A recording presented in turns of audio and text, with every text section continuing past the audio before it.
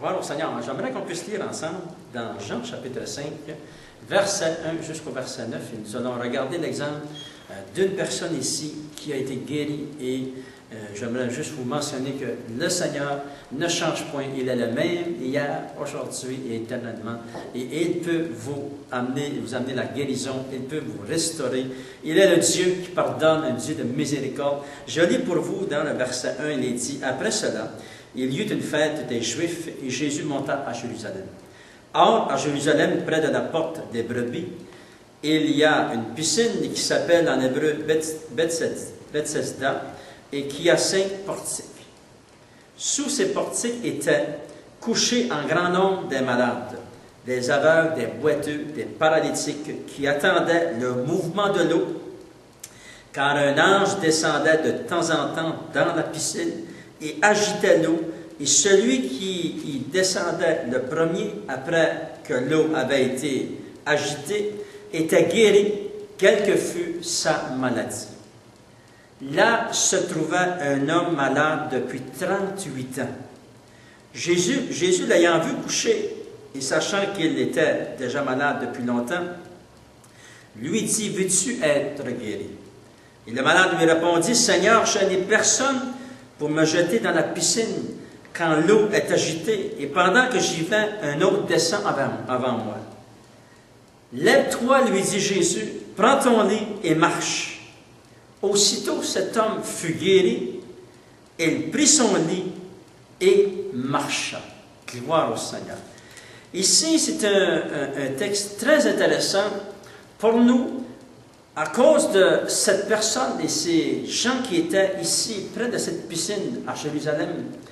Et il est dit qu'il y avait beaucoup de différentes sortes de personnes qui étaient malades, des aveugles, des boiteux, des paralytiques, en grand nombre, il est dit dans ces quelques versets. C'est-à-dire que c'est un endroit près de cette piscine, et lorsque tu regardais vers cette piscine, alentour de la piscine, il y avait des gens qui étaient malades.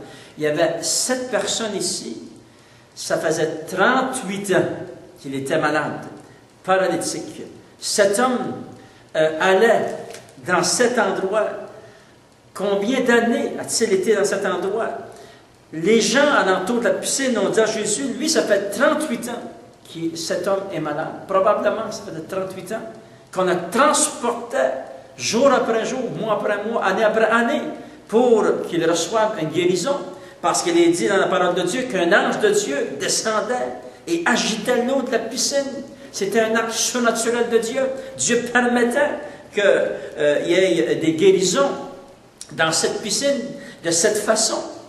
Et nous découvrons que cet homme a été guéri non par l'ange de Dieu qui est descendu du ciel, mais par Jésus qui était devant lui. Et cela nous donne quelques leçons. Et la première leçon que nous découvrons à travers ces quelques versets, nous voyons que cet homme qui était très malade, qui avait besoin d'aide pour l'amener continuellement à l'endroit où ce que Dieu allait guérir, Dieu allait agir, 38 années. Cela nous démontre quoi? Cela nous démontre la persévérance de cette personne. Vous savez, lorsque nous crions à Dieu, lorsque nous avons besoin de guérison, nous avons besoin d'aide, nous avons besoin de réconfort, nous avons besoin d'être consolés, nous devons persévérer. Nous devons continuellement amener nos besoins devant Dieu.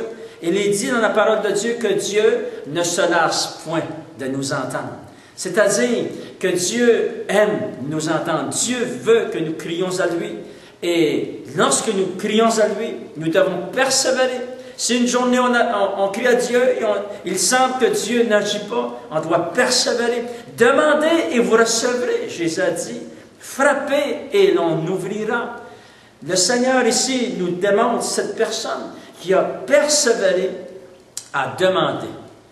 Une autre chose que nous voyons, il est dit, Jésus l'ayant vu. Vous voyez, Jésus l'a vu. Et cela, c'est très important pour nous parce que maintenant, dans l'endroit où ce que tu es, peut-être dans ton salon, peut-être en avant de ton ordinateur, peut-être que tu écoutes cet enseignement dans ta cuisine ce soir. Le Seigneur voit ton besoin. Et ce besoin est très important pour toi, il est important pour Dieu, et le Seigneur veut rencontrer ce besoin. Une autre chose que nous voyons ici, c'est que cet homme a placé sa foi en Jésus, malgré la méthode que le Seigneur allait utiliser. Parce que, vous vous souvenez, pendant 38 ans, un ange de Dieu descendait et agitait l'eau. Et pendant 38 ans, cette personne savait que Dieu pouvait agir de cette façon. Mais maintenant, Jésus va utiliser une autre méthode, il dit au paralytique, « Lève-toi », lui dit Jésus, « Prends ton lit et marche. » Alléluia!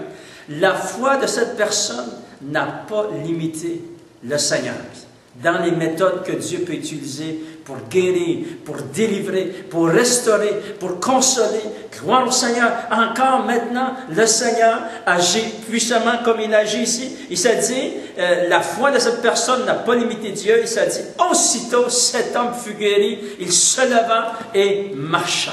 Alléluia. Je vous encourage fortement à continuer à présenter votre besoin devant Dieu. Et j'aimerais terminer en prière. Priez pour le besoin que vous avez. Ce besoin peut-être de guérison dans votre cœur, de guérison du passé, de réconciliation, de pardon, de miséricorde. Le Seigneur est ici, maintenant. Au nom de Jésus, je prie, Seigneur, pour cette personne qui entend le son de ma voix. Je te supplie au nom de Jésus, Seigneur, maintenant, que tu puisses rencontrer le besoin, le cri du cœur de ton fils, de ta fille. Et au nom de Jésus, visite, Seigneur, ton fils et ta fille maintenant. Je t'ai prié. Amen. Gloire au Seigneur.